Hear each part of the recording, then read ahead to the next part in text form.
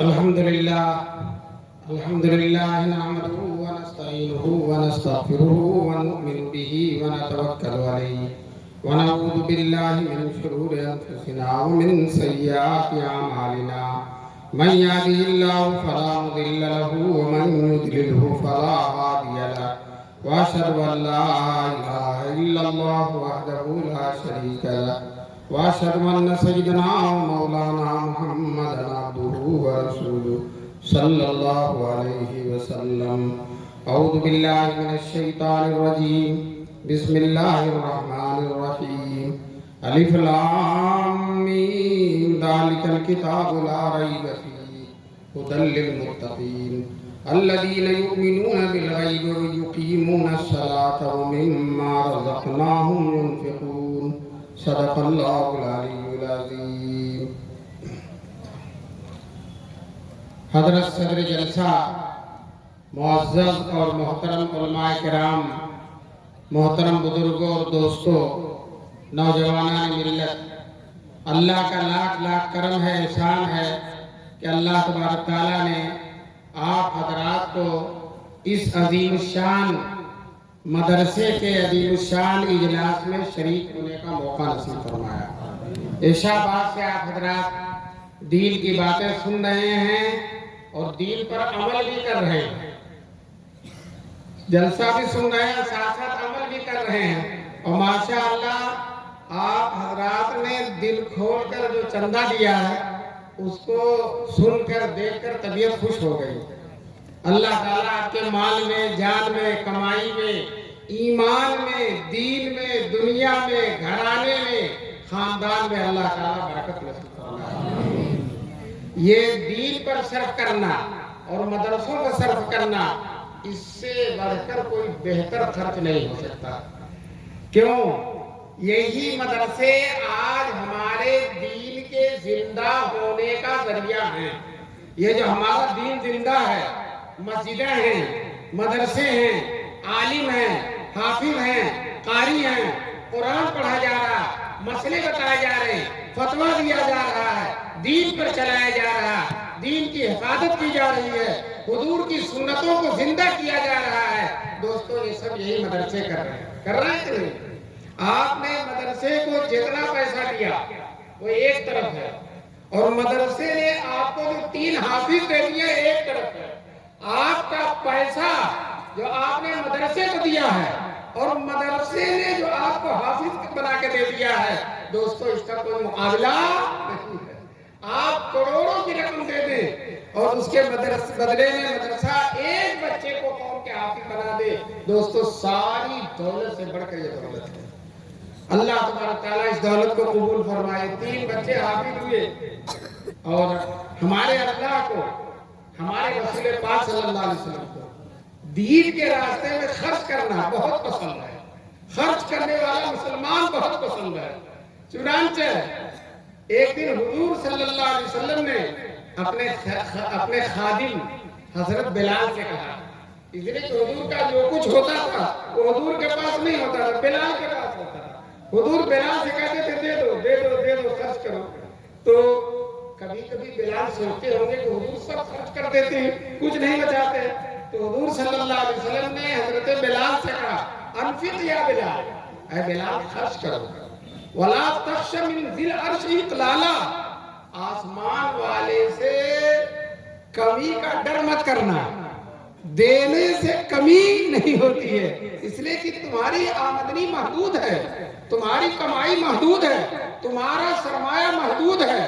جب تم محدود ہو سرمایہ رکھنے والے، اللہ کے راستے میں دے رہے ہو تو اللہ کا سرمایہ لامحدود ہے، اس کی کوئی حد و انتہا نہیں ہے.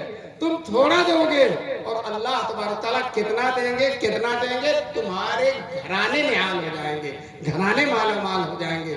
اس لیے اللہ کے راستے میں دینے میں ذرہ برابر تکلف نہیں کرنا چاہیے. صحابہ کرام کے زمانے کا واقعہ ہے، جب مسلمان مکے سے ہجرت کر کے مدینے گئے. مکے میں زمزم پیتے تھے. زمزم ایسا پانی دنیا میں کہیں نہیں ہے، دنیا میں کہیں نہیں ہے زمزم ایسا پانی. ایک پانی زمزم ہے اور ایک پانی کوثر ہے. یہ کوثر मैदान माशर में एक बहुत बड़ा हौज होगा, उसमें सोने और चांदी के कटोरे रखे होंगे और हुजूर सल्लल्लाहु अलैहि वसल्लम अपनी उम्मत को हाथ भर भर के दे रहे होंगे। दोस्तों, पानी इतना शानदार पानी कि हदीस में आया है कि दूध से ज्यादा सफेद, शहद से ज्यादा मीठा, मुश्क से ज्यादा खुशबूदार वो पानी होगा जो हाबी कौसर है, और सोने और चांदी के प्याले होंगे और हुजूर अपने हाथों से भर भर के दे रहे होंगे। दोस्तों, पानी तो लाजवाब है, लेकिन और सोने और चांदी के कटोरे भी लाजवाब हैं, लेकिन सबसे लाजवाब वो हाथ हैं जिन हाथ से हमको पानी मिलेगा, वो जनाब रसूल पाक सल्लल्लाहु अलैहि वसल्लम का हाथ है। तो जो है इसी तरह से जमजम का पानी भी बेमिसाल पानी है। अल्लाह ताला हमको हिंदुस्तान में भी रहकर जमजम पिलाए और मक्के में पहुंचाकर भी जमजम पिलाए। अल्लाह ताला मक्के में तो जमजम पीते थे, जब हिजरत करके मदीने गए तो मदीने में मीठा पानी नहीं था। मीठा पानी उस वक्त था ही नहीं, खारा पानी, मुंह बिगड़ जाए, जबान टेढ़ी हो जाए। एक मीठे पानी का कुआं था, उस कुएं का मालिक यहूदी था और वो यहूदी बहुत शरीर था। यहूदी शरीर होते ही हैं, कोई यहूदी शरीफ हो ही नहीं सकता, वो भी बहुत शरीर था। चुनांचे जब मुसलमान पानी लेने जाते तो कहता था पैसा तो लूंगा तब पानी दूंगा, बिना पैसे का पानी नहीं दूंगा। मुसलमानों को खाने की तंगी है, अब पानी के लिए भी पैसा दें, बहुत परेशानी। रसूल पाक सल्लल्लाहु अलैहि वसल्लम को मुसलमानों की परेशानी देखी नहीं गई। एक दिन हुजूर सल्लल्लाहु अलैहि वसल्लम ने मस्जिद नबवी में नमाज के बाद ऐलान कर दिया कि जो मुसलमान उस कुएं को खरीद कर, उस यहूदी के कुएं को खरीद कर मुसलमानों पर वक्फ कर देगा और सारे मुसलमानों को उसका मालिक बना देगा और मुसलमानों की पानी पीने की परेशानी खत्म कर देगा, मैं उसके लिए जन्नत में छलकती हुई नहर की जमानत लेता हूँ। सुभान, मैं जमानत लेता हूँ कि अल्लाह ताला जन्नत में उसको बहता हुआ छलकती हुई नहर का मालिक बना देंगे अल्लाह ताला। दोस्तों, ये ऐलान सुनते ही मजमे में हजरत उस्मान गनी रज़ी अल्लाह ताला अन्हु थे, वो दौड़े हुए यहूदी के पास गए। दौड़े हुए इसलिए गए कि कहीं मुझसे पहले कोई और न जाकर खरीद ले। दौड़े हुए गए और यहूदी से कहा कुआं बेच दो। यहूदी ने कहा बहुत पैसा लूंगा, बहुत पैसा लूंगा, बहुत पैसा लूंगा।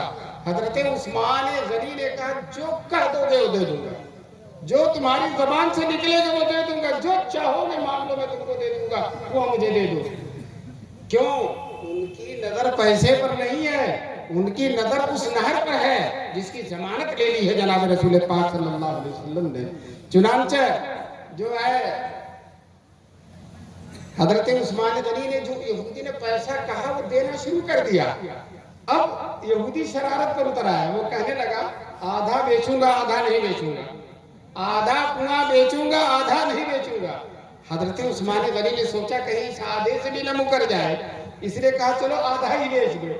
चुनांचा 24,000 दिरहम में, उस जमाने के सोने की चांदी के सिक्के, 24,000 दिरहम में छोटा सा कुआं, आधा कुआं खरीद दिया और खरीद कर घर भी नहीं गए, वही खड़े खड़े सारे मुसलमानों को वक्त कर दिया।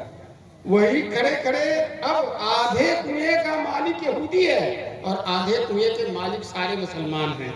अल्लाह ताला ने दुनिया में सबसे ज्यादा अकल मुसलमानों को दी है। याद रखिए, सबसे ज्यादा अकल किसको दी है? मुसलमानों को।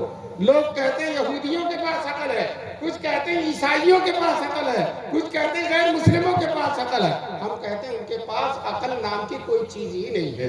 अगर उनके पास अकल होती तो ईमान लाकर जन्नत का रास्ता अख्तियार करते। सुभान अल्लाह। अगर उनके पास अकल होती तो ईमान लाकर जन्नत का रास्ता, जो अकल ईमान ही न लाने, ईमान ही की तरफ न पहुंचाए, वो अकल ही नहीं है। चुनांचे किसी शायर ने कहा है, ढूंढने वाला सितारों की गुदरगाहों का, ढूंढने वाला सितारों की गुदरगाहों का अपने अफकार की दुनिया में सफर कर न सका। सितारों की गुदरगाहें तलाश कर रहे, चांद इधर से जा रहा, सूरज इधर से जा रहा, मुश्तरी इधर से जा रही, ज़ुहैल इधर से जा रहा, उतारिद इधर से जा रहा। चांद और सूरज और सितारों का रास्ता मालूम कर रहा और अपना रास्ता नहीं मालूम कर रहा कि किस रास्ते से मुझको जन्नत में जाना है। अपने जन्नत का रास्ता, सितारों का रास्ता। भैया अल्लामा इकबाल शायर کہتے ہیں ڈھونڈنے والا ستاروں کی گزرگاہوں کا اپنے افکار کی دنیا میں سفر کر نہ سکا، جس نے سورج کی شعاؤں کو گرفتار کیا، سورج کی شعائیں پکڑ لیا، اس کو کیچ کر لیا، جس نے سورج کی شعاؤں کو گرفتار کیا، زندگی کی شب تاریک سے ہر کر نہ سکا، سورج کی شعائیں پکڑ لیا اور اپنی زندگی کی تاریک رات کو ختم نہیں کر سکا، کفر نہیں ختم کر سکا، شرک نہیں ختم کر سکا، اللہ سے بغاوت نہیں ختم کر سکا، اللہ کے حکموں کی خلاف ورزی نہیں ختم کر سکا اور سورج کی شعاؤں کو گرفتار کر لیا۔ دوستو اس ترقی سے کوئی فائدہ نہیں ہے، اصل ترقی یہی ہے کہ آدمی جنت کا راستہ اختیار کرے۔ ہمارے حضور صلی اللہ علیہ وسلم فرماتے ہیں سب سے بڑا چالاک وہ ہے جو آخرت کی تیاری کرتا ہے، سب سے بڑا چالاک۔ آج کل ہمارے یہاں چالاک اس کو کہتے ہیں جو دنیا میں بڑا آگے ہو جائے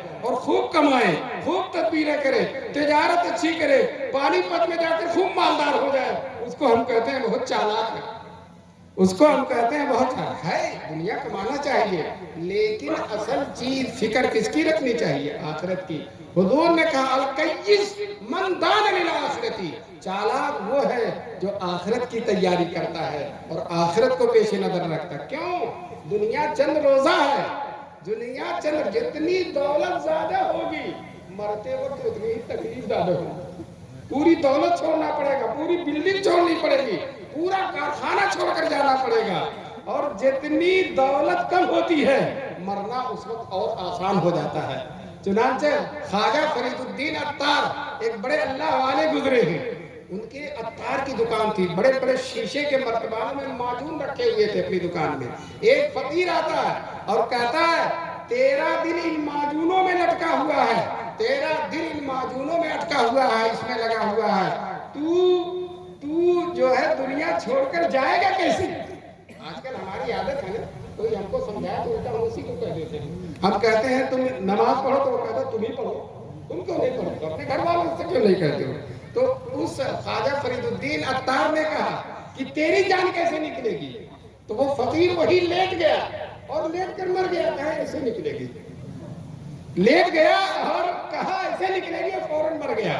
خواجہ فرید الدین کا اس کا بہت اثر پڑا، دکان چھوڑ کر اللہ والوں کی صحبت اختیار کیا اور خود بہت بڑے اللہ والے بن گئے۔ تو دوستو اصل چیز یہ دنیا نہیں ہے، اصل چیز آخرت ہے۔ اگر آخرت کا گھر بن گیا، قبر شاندار ہو گئی، قبر کی زندگی روشن ہو گئی، تو اس سے زیادہ کامیاب کوئی آدمی نہیں ہے۔ یہاں ہم نے بڑی شاندار بلڈنگ بنا لی، تاج محل بنا لیا، لال قلعہ بنا لیا، اور قبر کی زندگی اگر تاریخ رہی تو ہم کامیاب نہیں ہیں۔ میدان محشر میں اگر کامیابی نہیں ہوئی تو ہم کامیاب نہیں ہیں۔ دوستو جو ہے اصل کامیابی آخرت کی کامیابی۔ چنانچہ حضرت عثمان غنی نے یہ دیکھا، پیسہ نہیں دیکھا، یہ دیکھا کہ مجھے جنت مل رہی ہے اور اس پیسے کے بدلے مجھے جنت کی نہر مل رہی ہے، چنانچہ خرید لیا اور خرید کر مسلمانوں پر وقف کر دیا۔ اب آدھے پانی کے مالک مسلمان ہیں اور آدھے پانی کے مالک وہ یہودی ہے۔ میں نے عرض کیا مسلمانوں کو اللہ نے عقل بہت دی ہے، جس دن مسلمانوں کی باری ہوتی تھی اس دن مسلمان 2 دن کا پانی لے لیتے تھے، اپنے گھروں میں 2 دن کا پانی بھر لیتے تھے۔ اب جس دن یہودی کی باری ہوتی تو یہودی کنویں کے کنارے بورا بچھا کے بیٹھ جاتا تھا پانی بیچنے کے لیے، صبح سے شام تک 1 کٹورا پانی بھی نہیں بکتا تھا، 1 کٹورا بھی پانی نہیں بکتا تھا۔ 1 دن ہوا، 2 دن ہوا، 4 دن ہوا، پانی بکا ہی نہیں۔ کیوں؟ مسلمان تو اپنی باری میں 2 دن کا پانی لے لیتے تھے، شرط یہ ٹھہری تھی 1 دن کا پانی مسلمان لیں گے، 1 دن کا پانی یہودی لے گا، تو مسلمانوں کی جب باری آتی 2 دن کا پانی بھر لیتے تھے۔ اب یہودی 1 دن، 2 دن، 3 دن، ہفتوں گزر گئے، 1 پیالہ پانی بھی، 1 کٹورا پانی بھی، 1 گلاس پانی بھی نہیں بکا۔ آ کر حضرت عثمان غنی سے کہتا وہ بھی خرید لو، وہ بھی خرید لو۔ چنانچہ حضرت عثمان غنی نے وہ بھی خرید لیا اور خرید کر اس کو بھی مسلمانوں پر وقف کر دیا۔ مسلمانوں بتاؤ حضرت عثمان غنی کے لیے جنت میں چھلکتی ہوئی نہر ہے کہ نہیں ہے کہ نہیں ہے؟ یہ ہے اصل آخرت کی کامیابی۔ اللہ تبارک تعالی ہم سب کو دنیا کے مال و دولت کو آخرت کی کامیابی کا ذریعہ بنانے اور وسیلہ بنانے کی توفیق نصیب فرمائے۔ دنیا اگر ہے تو اس دنیا سے ہم آخرت کو حاصل کریں، دین کو حاصل کریں۔ یہ ایک بہت بڑے بزرگ تھے عبیداللہ احرار رحمۃ اللہ علیہ، بڑے مالدار، پیر مرشد بھی بڑے مالدار، ان کے گھر میں گھوڑے بدے ہوئے اور ہاتھی بدے ہوئے اور بہت سارے جانور بدے ہوئے، بہت ساری دولت تھی۔ اب ایک آئے ان سے مرید ہونے کے لیے، کہنے لگے اتنے مالدار ہیں، دولت والے ہیں، یہ کیا ہمیں مرید پیر بنائیں گے، ان کو ہم کیا پیر بنائیں، یہ تو دنیا دار ہے۔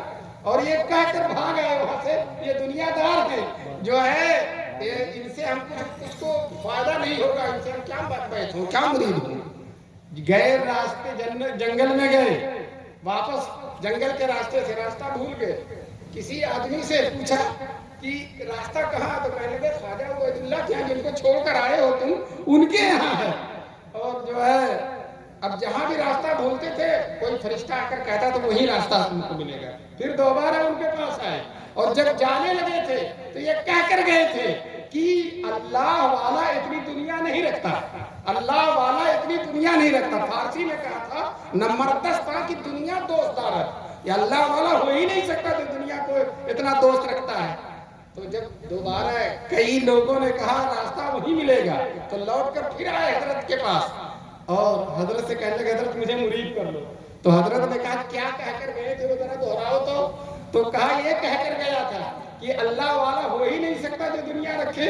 تو فوراً کہتے دوسرا مسئلہ سن لو، اگر دارت برائے دوست دارت، دنیا اگر رکھتا تو اللہ کے لیے رکھتا، دنیا اگر رکھتا تو کس کے لیے رکھتا، اللہ کے لیے رکھتا ہے۔ تو اللہ تعالیٰ ہمیں دنیا دے تو دنیا کو کس کے لیے صرف کرنے کی توفیق دے، اللہ کے لیے توفیق دے، تاکہ آخرت کا گھر بن جائے، آخرت کی جنت بن جائے، آخرت کا محل بن جائے۔ دوستو اصل محل آخرت کا ہے۔ حضور صلی اللہ علیہ وسلم جب معراج میں گئے تھے تو اللہ تعالیٰ نے حضور سے کہا میرے محبوب جنت و جہنم کی سیر کر لو، جنت کو دیکھ لو، جہنم کو دیکھ لو۔ تو حضور جنت میں گئے، جبریل ساتھ تھے، جنت میں ٹہل رہے، جنت کے محلات دیکھ رہے ہیں، جنت کی بلڈنگیں دیکھ رہے ہیں، جنت کے بالا خانے دیکھ رہے ہیں، باغات دیکھ رہے ہیں۔ دوستو جنت میں دودھ کی بھی نہر ہے، یہاں تو ایک گلاس دودھ مشکل سے ملتا ہے، اور جو آپ کے گاؤں میں آ جائے تو اصلی دودھ ملتا ہے، دیوبند میں تو اصلی بھی نہیں ملتا، اور وہاں دودھ کی نہر ہوگی، اور نہر بھی ایسی دنیا کی نہر نہیں جو نیچے بہتی بلکہ اوپر بہے گی، نہر ہی کی دیوار ہوگی، آدمی کھڑا کھڑا پی لے، بیٹھے بیٹھے پی لے، لیٹے لیٹے پی لے، جیسے چاہے پی لے، منہ لگا کر پی لے، گلاس سے پی لے۔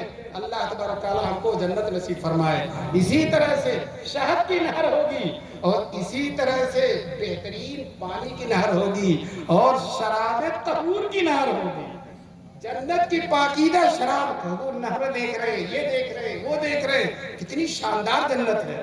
آگے گئے ایک شاندار محل نظر آیا، بڑا شاندار محل، جنت میں نمایاں تھا محل۔ حضرت حضور پاک نے حضرت جبریل سے کہا اے جبریل یہ محل کس کا ہے، یہ جنت میں جو محل بنا ہوا کس کا ہے؟ تو جبریل کہتے ہیں عمر فاروق کا محل ہے۔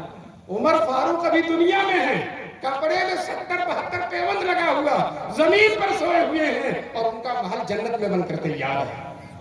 دوستو جب حضور معراج سے واپس آئے، سارے صحابہ ملنے آئے تو حضرت عمر بھی آئے۔ حضور نے حضرت عمر سے کہا عمر جنت میں تمہارا محل دیکھ کر آیا، جنت میں تمہارا محل دیکھ کر آیا، تمہاری حوریں بیٹھی ہوئی تھی، اس لیے نزدیک نہیں گیا، دور ہی سے دیکھ کے چلا آیا۔ بتاؤ کپڑے پر پیوند لگے ہوئے ہیں، چمڑے کے پیوند لگے ہوئے ہیں، اور جنت میں محل بن کر تیار ہے، اور حوریں بھی ان کا انتظار کر رہی ہیں، استقبال کی تیاریاں کر رہی ہیں۔ میرے مسلمانوں اصل کامیابی یہی کامیابی ہے کہ اللہ تعالیٰ ہم کو جنت میں محل نصیب کرے۔ جتنے لوگوں نے اس مدرسے کا تعاون کیا ہے میں ان سب کو مبارکبادی دیتا ہوں۔ انشاءاللہ ثم انشاءاللہ اس کا بدلہ آپ کو مرنے کے بعد ملے گا۔ اور بہت سے لوگوں کو میں نے سنا اپنے ماں کے نام سے، اپنے باپ کے نام سے جو مر گئے ہیں ان کے لیے کیا۔ بتاؤ ماں باپ کا حق نہیں ہے؟ وہ انہوں نے محنت سے پالا پوسا، ہمارے لیے تکلیفیں برداشت کی، ہمیں پڑھایا لکھایا، اور جو ہمارے لیے جائیداد بنائی، سب کچھ کیا۔ اب مرنے کے بعد وہ محتاج بھی انتظار کر رہے ہیں میرا بیٹا میرے لیے کچھ کرے گا کہ نہیں کرے گا۔ اگر آپ کچھ کرتے ہیں، 1 روپیہ بھی ان کے لیے خرچ کرتے ہیں، فوراً ان کی قبر ان کو ثواب پہنچ جاتا ہے، اور پتہ چل جاتا ہے کہ میرے بیٹے نے میرے لیے کر دیا ہے۔ تو ہمیں اپنے بڑوں کے لیے ہمیشہ کرنا چاہیے۔ اللہ تبارک تعالیٰ آپ کے بڑوں کے لیے جو آپ نے کیا ہے اللہ اسے قبول فرمائے۔ دوستو یہ حافظ ہوئے ہیں، حافظ پر ایک واقعہ سنا کر میں اپنی بات کو ختم کرتا ہوں. میرے گاڑی کے ڈرائیور صاحب کا بھی فون آ گیا کہ رات بہت زیادہ ہو گئی ہے, چلنا دشوار ہے, دیوبند تک جانا ہے, اس لیے میں اپنی بات کو ختم کرتا ہوں. واقعہ سناتا ہوں. ایک لڑکا حافظ قرآن تھا, قرآن کا حافظ تھا, اور اپنے ماں کی قبر پر روزانہ جا کر قرآن پڑھتا تھا. ماں کی قبر پر روزانہ. اچھا, جب آپ اپنے مردے کے لیے قرآن پڑھیں گے, دعا کریں گے, صدقہ کریں گے, تو مردے کو خواب میں بھی نہیں. تو ایک دن اماں خواب میں آئی بیٹے کے, اور اماں نے خواب میں آ کر بیٹے سے کہا, بیٹے جب تو میری قبر پر آیا کر تو آتے ہی قرآن نہ پڑھا کر, تھوڑی دیر رک جایا کر, تھوڑی دیر ٹھہر جایا کر. عالم حافظ بڑے تیز ہوتے ہیں, انہوں نے خواب ہی میں پوچھا, اماں ایسا کیوں؟ میں آپ کی قبر پر آؤں تو آتے ہی نہ پڑھوں, تھوڑی دیر چپ چاپ کھڑا رہوں پھر پڑھوں, ایسا کیوں کہہ رہی ہیں آپ؟ تو ماں کہتی ہے, بیٹے جب تو میری قبر پر آتا ہے اور آتے ہی قرآن پڑھنا شروع کر دیتا, تو تیرے منہ سے لے کر میری قبر تک اتنا نور ہوتا ہے, اتنا نور ہوتا ہے, تو اس نور کی کثرت میں تیرا چہرہ نہیں دیکھ پاتی. بتاؤ یہ نور کون دے گا؟ یہ حافظ دیں گے, یہ عالم دیں گے. مسلمانوں طے کرو کہ انشاءاللہ ہم اپنے بیٹوں کو عالم اور حافظ بنائیں گے. عالم اور حافظ بناؤ. یاد رکھو, عالم اور حافظ تم سوچتے ہوگے عالم اور حافظ ہو جائے گا, تھوڑی سی تنخواہ ہوگی, کام اس کا کیسے چلے گا؟ میں آپ کو بتا دینا چاہتا ہوں, آج بھی اس گئے گزرے زمانے میں علماء کی اور حافظوں کی, قاریوں کی, دینداروں کی جو قدر ہے وہ کسی کی بھی نہیں ہے. اللہ تعالیٰ ان کو جو کھلا دیتا ہے, تنخواہ 12,000 روپے ہے, اور کھانا اللہ ایسا کھلا دیتا ہے, ایسا کھلا دیتا ہے, 1.5 لاکھ تنخواہ والے بھی ویسا کھانا نہیں کھا سکتا. اللہ خوب کھلاتا. دارالعلوم دیوبند کے شیخ الحدیث تھے حضرت مولانا حسین احمد مدنی رحمۃ اللہ علیہ, تنخواہ صرف 500 روپے تھی, 500, اور 50 مہمان کم سے کم روزانہ ان کے دسترخوان پہ کھاتے تھے. کتنے؟ 50. اور کھانا کیسا لذیذ. ابھی دارالعلوم دیوبند میں بہت بڑے محدث ہیں زندہ, 90-92 سال کی عمر, حضرت مولانا رحمۃ اللہ صاحب جو شیخ الاسلام کے شاگرد ہیں. وہ کہتے ہیں بچپن میں طالب علمی کے زمانے میں نے شیخ الاسلام کے دسترخوان پر پتلا سالن اور روٹی کھائی تھی. کہتے ہیں اس کے بعد بادشاہوں کی بھی دعوت کھائی, وزیروں کی بھی دعوت کھائی, لیکن اس مرد قلندر کے دسترخوان پہ جو لذت ملی وہ لذت کہیں نہیں ملی. کیوں؟ وہ تقویٰ کی لذت ہے, وہ دینداری کی لذت ہے, وہ حلال کمائی کی لذت ہے, وہ اللہ والوں کی لذت ہے, وہ للہیت کی لذت ہے. اللہ تعالیٰ کی اس لذت سے عالموں کو آشنا کر رہے ہیں. اس لیے آپ مت ڈرو, آپ کا بیٹا عالم بن کر انشاءاللہ کسی سے کم نہیں رہے گا, دنیا میں بھی کم نہیں رہے گا, اور آخرت میں تو سردار نظر آئے گا. آخرت میں سفارش کریں گے, میدان محشر میں سفارش کریں گے, اپنے خاندان کے لوگوں کو جنت میں لے جائیں گے. اللہ تعالیٰ ہم سب کو جس طرح سے آپ مدرسے پر پیسہ خرچ کر رہے ہو, اسی طرح سے مدرسے پر اپنے بچوں کو بھی بھیجو گے انشاءاللہ, حافظ اور عالم بناؤ گے انشاءاللہ. اور یاد رکھو, حافظ اور عالم ہوگا وہی تم کو یاد کرے گا, مرنے کے بعد وہی تمہاری قبر پر وہی جائے گا, تمہارے لیے صدقہ وہی کرے گا, تمہارے لیے قرآن وہی پڑھے گا. میں نے عالموں کو دیکھا ہے, آج بھی علماء ہر نماز کے بعد دعا کرتے ہیں, اللہ میرے ابا اور اماں کی مغفرت فرما. جب بقرعید آتی ہے, ابا کے لیے الگ بکرا اور اماں کے لیے الگ بکرے کی قربانی کرتے ہیں. جب حج کرنے جاتے ہیں, عرفات میں, منی میں, مزدلفہ میں, ہر وقت دعا کرتے ہیں, اللہ میرے ابا اور اماں کی مغفرت فرما. تو آپ مرے ہوں گے, قبر میں ہوں گے, اور آپ کا حافظ اور عالم بیٹا آپ کے لیے دعائیں مغفرت کرتا رہے گا. اللہ تبارک تعالیٰ اس مدرسے کو, کیا نام ہے؟ احمد العلوم, نام بھی بہت اچھا ہے, احمد العلوم جو ہے, علوم کو بہت ہی پیارا مدرسہ, بڑا کامیاب مدرسہ, اور علوم کی تاریخ سے منور مدرسہ. اللہ تبارک تعالیٰ اس مدرسے کو اور منور فرمائے. اور مولانا محفوظ صاحب جن کو اللہ تعالیٰ نے بڑی صلاحیتیں دی ہیں, اللہ تعالیٰ ان کو ہمیشہ محفوظ رکھے.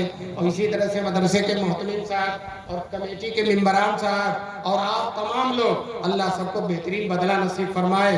اور میں نے جو چند باتیں رکھی ہیں, اللہ مجھے بھی اور سب لوگوں کو اس پر عمل کرنے کی توفیق نصیب فرمائے. وآخر دعوانا الحمدللہ رب العالمین.